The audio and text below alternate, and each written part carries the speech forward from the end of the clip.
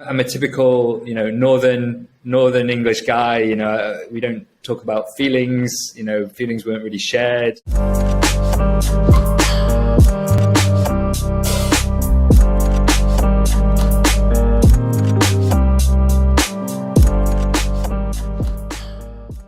Hello, my friend. Today we are going to be talking about breathwork, and we're going to be diving into really the powerful healing that can occur when we're able to release blockages in our body and in our mind and bring our whole internal system back into a state of balance and harmony. I'm joined by Markus Blacker, who is a certified transformational breath facilitator, an integrative coach, and he's also trained in internal family systems. And this isn't the extent of his training. You'll be able to find out more about Markus's work in the link that we've popped in the description. He has been called a true healer, incredibly intuitive, and a wonderful teacher and guide by some of the people who have experienced his work. And as someone who has attended a couple of his sessions, I concur. Welcome to the recording studio, Markus. It's really lovely to have you here. I really appreciate the opportunity to be in conversation. Sometimes I struggle to put myself out there to show up, under my own steam. So actually, to have the opportunity to respond is a wonderful gift. So thank you. Yeah, I can really relate to that, actually. And sometimes I find when we have that invitation, it can be like a really lovely wake up of like, oh, I'm getting a sign here that I do need to be communicating my gifts to the world. So yeah, thanks for that comment. Yeah. Markus, I'd really love to start with breathwork because from what I know about it, it is a very simple and yet a very powerful technique. So I'd love to hear your background. How did you discover it? And what really drew you to wanting to really begin to train and offer it to other people? The first thing I'd like to say about breathwork is that, as you say, it's simple and it's also accessible and available to everyone, everywhere, regardless of gender, culture, language, education, social class. It's a very self-empowering modality for people who maybe can't afford to go to a yoga class or to, eat a super healthy diet, with loads of, superfoods. Breathwork is there, something that is with us, from the moment we're born till the moment we die, and helping people to appreciate the power of that is part of my calling. For my own personal journey, I sat my first Vipassana course when I was about 22 years old. So Vipassana, for your listeners who don't know, is a meditation technique where you take a vow of silence for 10 days, and which includes no eye contact, you hand in your phone, no writing materials, no reading materials, no music. And it's just an inner journey. For the first 4 days or 3.5 days, you're just observing the flow of the breath in and out of your nostrils. And then you graduate to the full experience, which is scanning through your body, feeling each sensation as it arises in the different parts of your body. But whenever your mind wanders, and of course it wanders a lot, you bring your attention back to the breath. So the breath is really your anchor into the present moment to calm the mind. And over the course of those 10 days, I experienced a dissolution of self, the fixed, rigid identity. And I experienced myself as just a flow of energy, which kind of expanded and contracted. And this was just from breathing and, of course, paying attention for extended periods.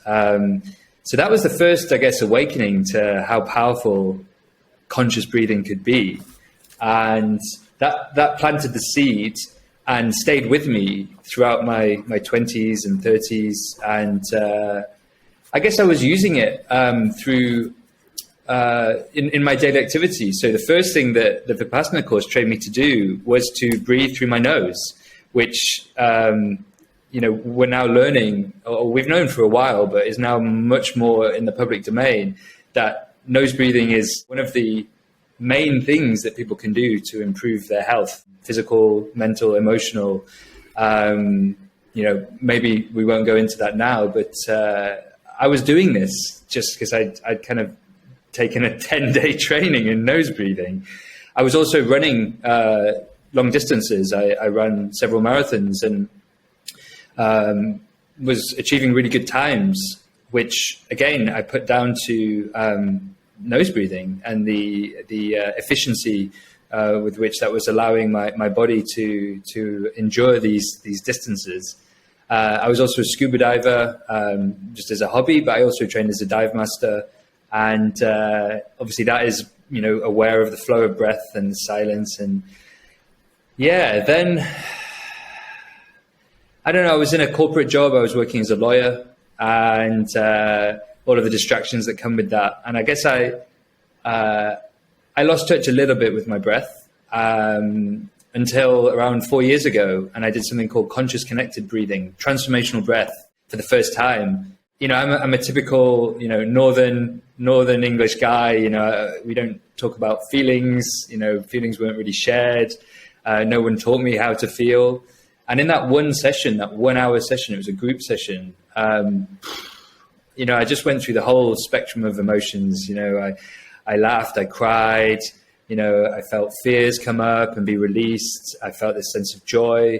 And at the end, I just felt this connection with myself, with everyone in the room, and with, the entire universe. And it was actually quite a similar experience to, day 8 or 9 of the Vipassana course. And I was like, wow, because Vipassana is just breath awareness, right? We're not controlling the breath. It's like the yin of breath work, just being a neutral witness. Whereas transformational breath or conscious connected breathing is the yang. It's the kind of, you are putting the breath into a particular rhythm. And I realized that if you can achieve this, this could be a way that you can bring, because not everyone can attend a 10-day Vipassana course and wants to take a vow of silence and disconnect from the whole world. So I trained in transformational breath, and it's been really, almost 4 years now, a journey of learning everything there is to know about breathwork, practicing it myself, sharing it with others. And I trained as a freediving instructor as well, which is, I guess, the opposite end of the spectrum. Conscious connected breathing is about kind of opening up the breath and breathing in a way that's a bit faster, a bit fuller than your everyday breathing. Whereas freediving is, it's holding your breath and just resting into the stillness that comes with that, and learning to trust your body to go deeper and deeper on your dives without access to air. So. Lovely things to share, Markus. I really like the way that you described breathwork as accessible, because that has been my experience of it, which is once you've learnt a practice, you can just do it yourself. And this idea of it being self-empowering. There's so many things I want to pick out from what you said. So I'm going to go in order, because there was one thing that you mentioned where you were like, you want to help people appreciate the power of the breath. And we've got this idea that it is accessible, that it is self-empowering, and yet there aren't more people doing it. And I know some of that is to do with just perhaps they're just not aware of it. But I'd love for you to talk a little bit about the role that resistance might play in that, and again, this is my experience too, in that we might have had an experience of breath work, but for some reason we've got an unconscious resistance to it. What might be holding us back, or why might we not be serving ourselves by jumping into this beautiful practice? For me, breathwork is really any practice where we intentionally use the breath to shift our states. And breathwork has become synonymous with this conscious connected breathing, this circular breathing. And for me, breathwork is so much wider than that, and can encompass, breathing in a way that's very calming, down-regulating, breathing in a way that achieves more coherence between, body, heart, mind, which of course are not separate. But focusing or zooming in on conscious connected breathing, which is the more activating form of breath work that I think you're hinting at when you talk about resistance. This is done with the intention of taking us into a non-ordinary state of consciousness, where the normal, rational thinking mind goes offline for the time that we're breathing. And this is the part of the mind that is normally kind of suppressing the full experience of ourselves. It's, where we hold our ego defense mechanisms. In internal family systems language, it's where our protectors, our managers, our manager parts live. And so we're relaxing that part of ourselves, that suppressive or control mechanism. And of course, then that brings up the things that we might have been rejecting, we might have been hiding from. Uncomfortable truths come up, whether they're experienced as these patterns of tension in the body, whether they're experienced as memories that we have long forgotten because they are, unpleasant and we want to get away from them.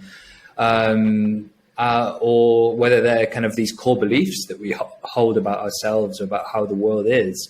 So if in that first session, all of this stuff comes kind of flooding up, and it's done in a way where, it's a very activating, cathartic experience, and there isn't sufficient room for integration afterwards, then of course the mind, these protective mechanisms come back in and say, hey, whoa, I am not doing that again. That felt very uncomfortable. So for me, it's about taking a more gentle approach, a more IFS informed approach, where we make sure we have the permission of the protectors to do the work. A more trauma informed approach, where we ensure that the breather stays within their window of tolerance. And then also that they have the opportunity afterwards to integrate, whether that's one-on-one with the facilitator, or as can be very powerful, whether it's in the container of a group session. Of course, catharsis feels good. When we scream or we cry, we purge all of that blocked, suppressed emotion. If we feel great afterwards, but then it's like, how do we integrate that into our daily life?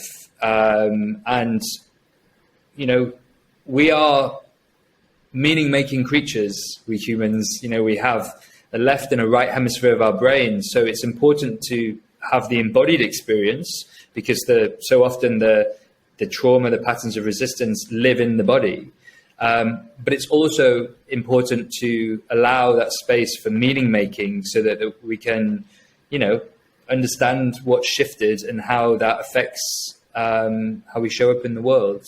I'd like to pick up on something that you said when you were talking about your Vipassana retreat. And I have to say, I felt the call myself. So I'm always, when someone starts to talk about their experience, I really do listen, because I'm wondering what it is about this experience that's calling me. You talked about there was a moment when there was a dissolution of the self. And what that meant to me was when we can come into a place where our senses have almost been reattuned to listen to the body versus have a focus on thought, we essentially come into a place where we're no longer defined by that thought, and almost we discover a different truth of who we are. So I'd love for you to talk a little bit more about what the importance is of when we come into the body and we get that separation from thought is all about. The first thing to say is that with Vipassana, it's a long process. So that integration is kind of happening on the fly. Whereas with breathwork or, working with plant medicines, for example, that dissolution of self can happen very quickly. And so it's like, whoa, what just happened? And there isn't quite that time to kind of process on the go. So Vipassana is all around really, training your attention to focus on the sensations in the body. Great insight of the Buddha was that every thought, every mental image, every memory, every emotion, has a corresponding sensation in the body. And if we can be with those sensations, accept them, allow them, embrace them without judgment, without resistance, without trying to get rid of them, then we develop this sense of inner peace and also freedom or liberation from the mind with its need to attach or identify with this kind of fixed identity, this limited sense of self. Because the truth is that there is no self, or perhaps more accurately, we are a flow self. We are in a constant dynamic, scintillating process of change. Every 7 years, our cells have completely, renewed themselves. There's not a single cell in our body that's the same as it was 7 years ago. And of course, our psyche, our minds are also constantly changing. So we are not the same person as we were, even 1 second ago. And we all kind of can connect with that idea, that concept, but to actually experience it, to actually feel it in the body. And so this is what happened in the Vipassana was for me, that focus, that kind of concentrated focus on the sensations and the progressive relaxation of the mind led to a kind of, well, first of all, the mind was very quiet. It went to a place.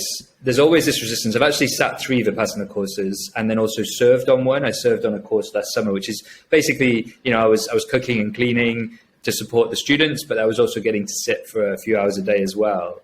And there's always this period, of adjustment where the ego, the mind, the thinking mind, is just like running, and when you really commit to staying the course, there comes a point where the mind just realizes there is nothing here for me, nothing to cling to, nothing to do or to think about. So it just leaves, or it calms down.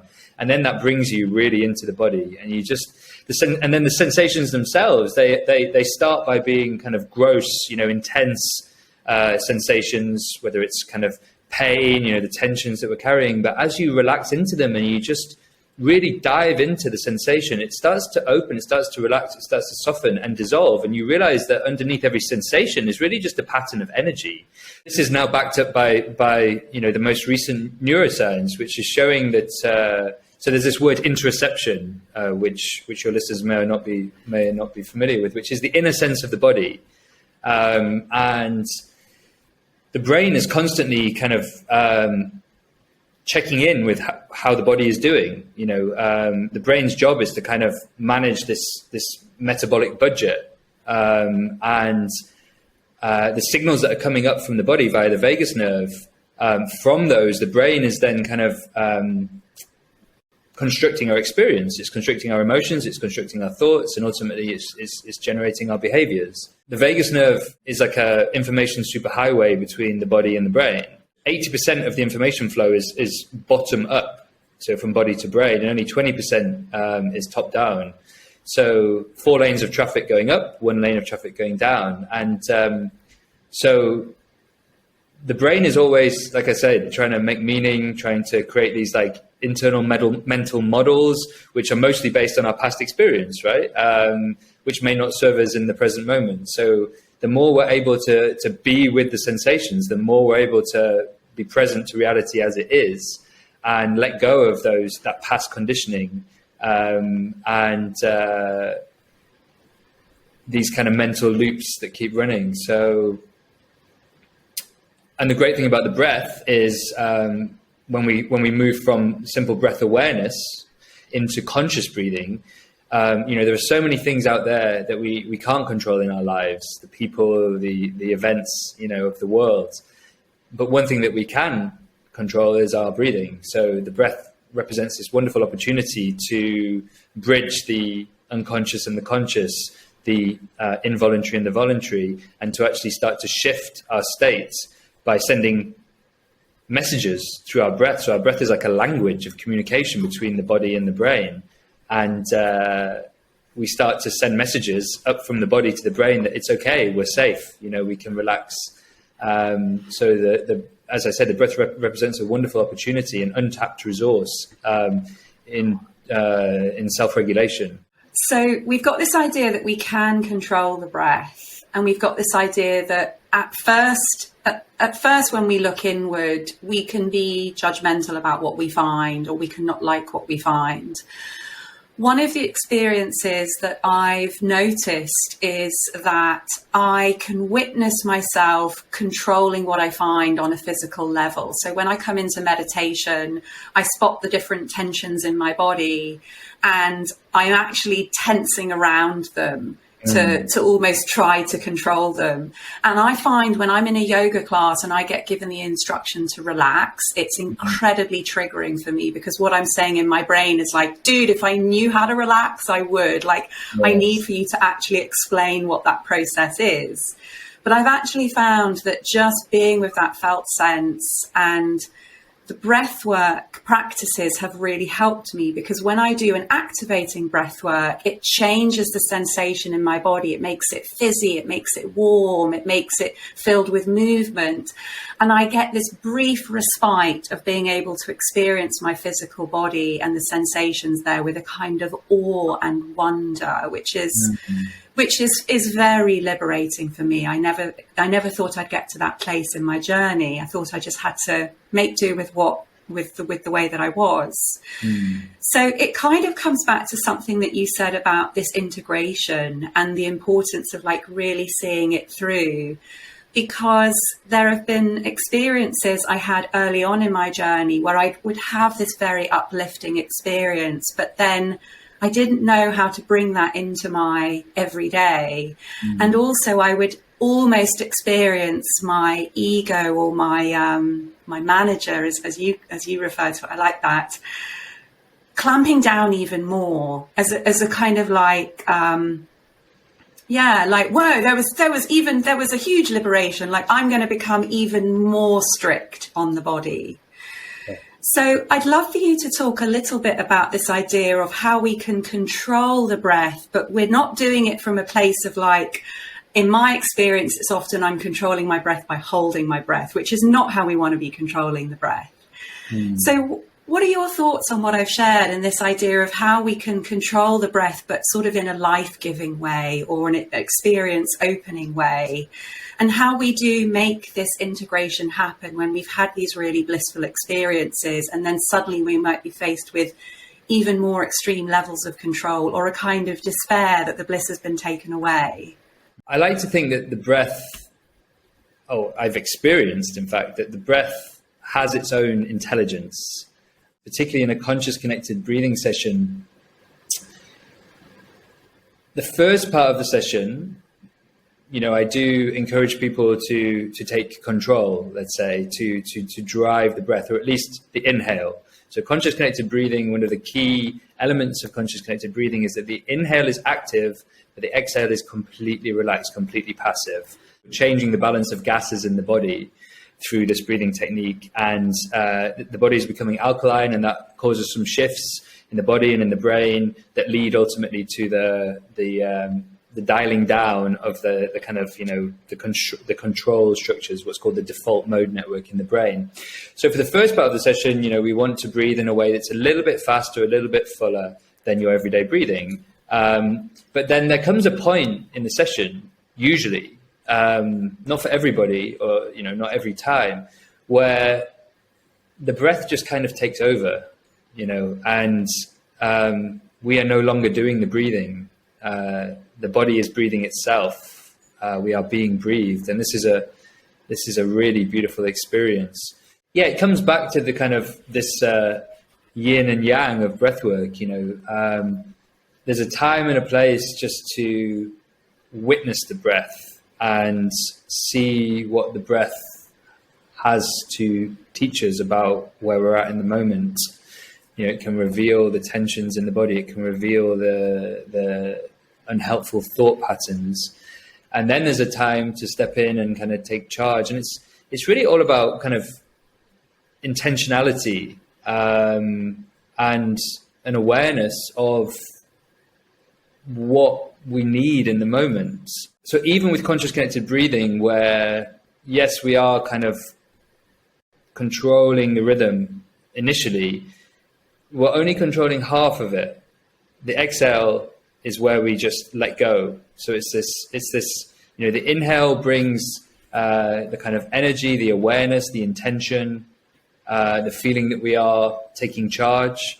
And then the exhale brings the softness, the surrender, the relaxation.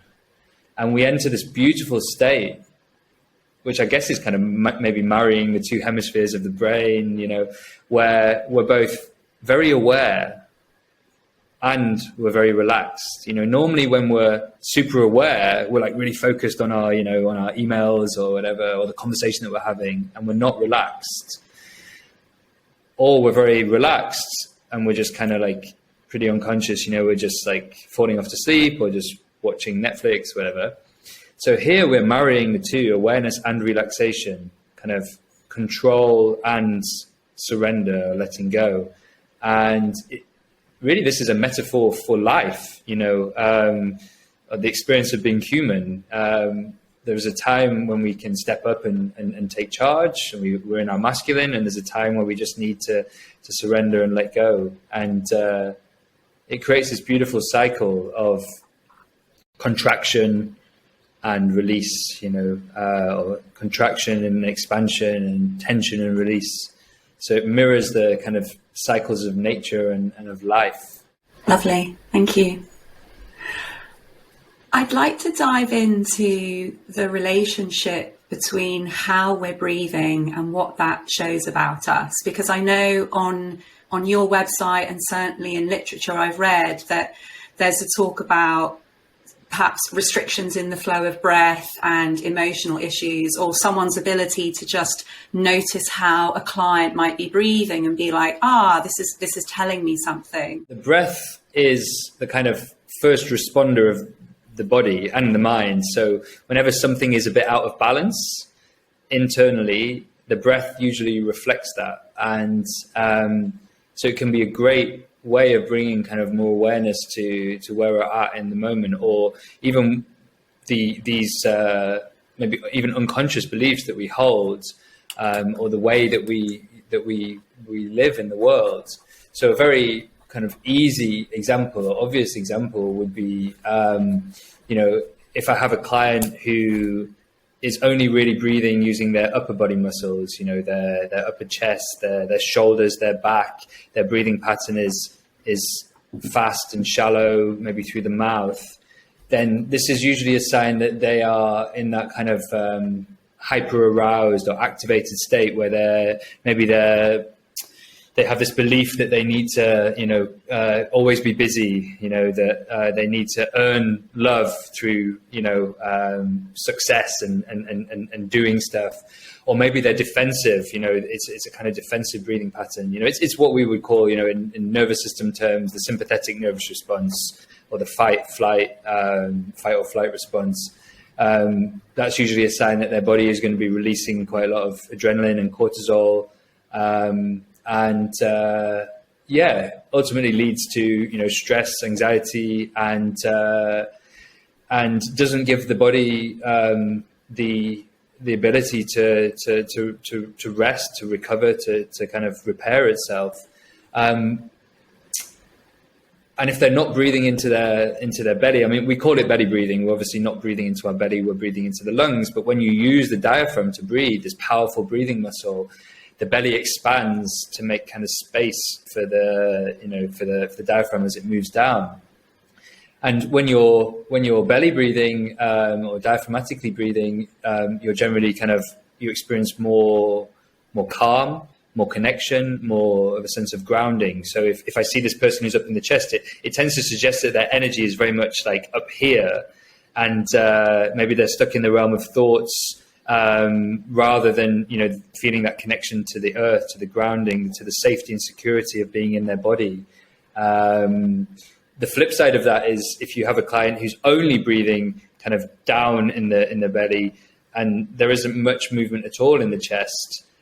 This is very common with male clients, and is one of my patterns, it's often a sign that their heart space is closed. Kind of energetically, there's this kind of contraction, this body armoring around the heart space, because breath is awareness. When we breathe into the different parts of ourselves, we become aware of those parts. And if we've shut down our hearts, we've closed our heart because we learned that it wasn't safe to express our feelings, to be vulnerable, then the breath will often tend to reflect that, and the breath will not move so much up into the heart space and will only be down in the belly.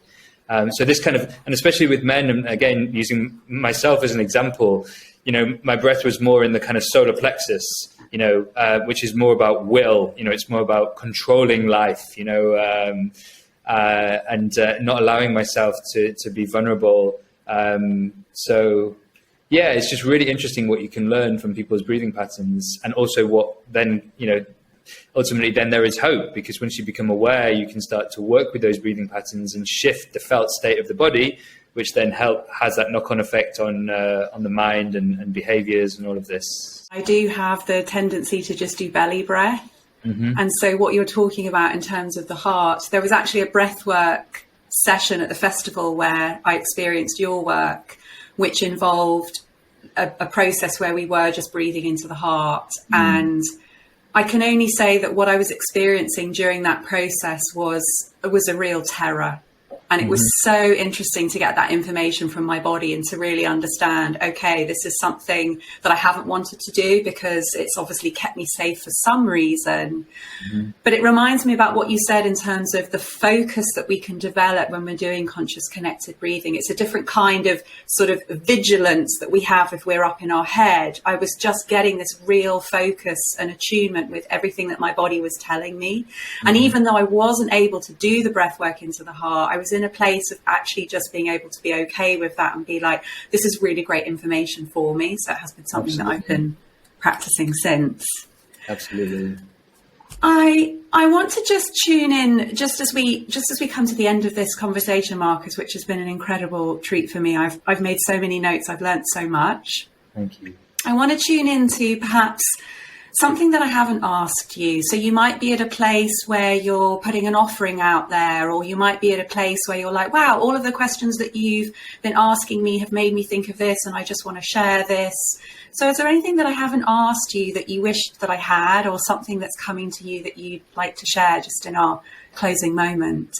I guess something that came up for me earlier, which is that there is a lot of dogma in breathwork. A lot of Instagram profiles telling you that, this is the only way to breathe. And the truth is that there is no right way to breathe. There are certain principles that we can apply. For example, when at rest, when we have low metabolic requirements, then generally speaking, we want to be breathing in and out through the nose, mainly using the diaphragm, in a rhythm which is fairly slow, in a volume which is fairly low, gentle breathing, regular rhythm, maybe a little bit more focus on a little bit more emphasis on the exhale. So, we can say this about, breathing at rest, but ultimately our breathing wants to be flexible. It wants to be adaptive. It wants to be responsive. It wants to be supportive of whatever we're doing in the moment. So, I'm not going to tell you never to breathe through your mouth, because there's a time and a place for mouth breathing. I love swimming, and I've tried to breathe through my nose while swimming, and it's really challenging. Mouth breathing is also okay if you're doing really high intensity exercise, or if you're singing. As you shared with me earlier, in the morning, sometimes a bit more of an activating breathing practice can be great for just kind of motivating you into action. So I guess it's about just really starting to develop an intimate relationship with your breath, your breathing pattern, bringing that sense of kind kind of acceptance as to where you're at in this moment. I love what you shared around, in that session, breathing in and out of your heart just felt a bit challenging. And that's okay. As you said, that's information that we can kind of sit with and kind of learn a bit more about ourselves from. So, yeah, awareness is always the foundation. And then it's about just being gentle with yourself and experimenting, playing around, and not just following these kind of fixed rules, but rather learning from the breath itself. Because ultimately your experience is your experience, and what might be really relaxing for one person might actually be very activating for another. So ultimately, I guess the message for me is breathwork is embodiment. Breath is an embodiment is so important these days. We are constantly distracted. Our attention is constantly distracted outwardly. We live our lives from the neck up, and coming back into the body and listening to the body is so important. We reconnect with ourselves, we reconnect with each other, we reconnect with our planet, with the earth, and find ourselves more in relationship rather than separate. And the breath is one of the most powerful ways I've found of coming back to the body and starting to listen to the body through the ears of the breath. Not forcing, not pushing, but rather exploring, breathing with a sense of curiosity. Of course, sometimes leaning a little bit into the edge of our comfort zones, into our resistance, but not kind of smashing through with, at least this is my truth. I feel that these really intense breathing patterns, yes, you feel great afterwards. Maybe you feel horrible. But ultimately, is this something then that we're going to be able to integrate into our daily lives to meet ourselves where we're at? And so really this process of inner attunement through the breath is very important to me.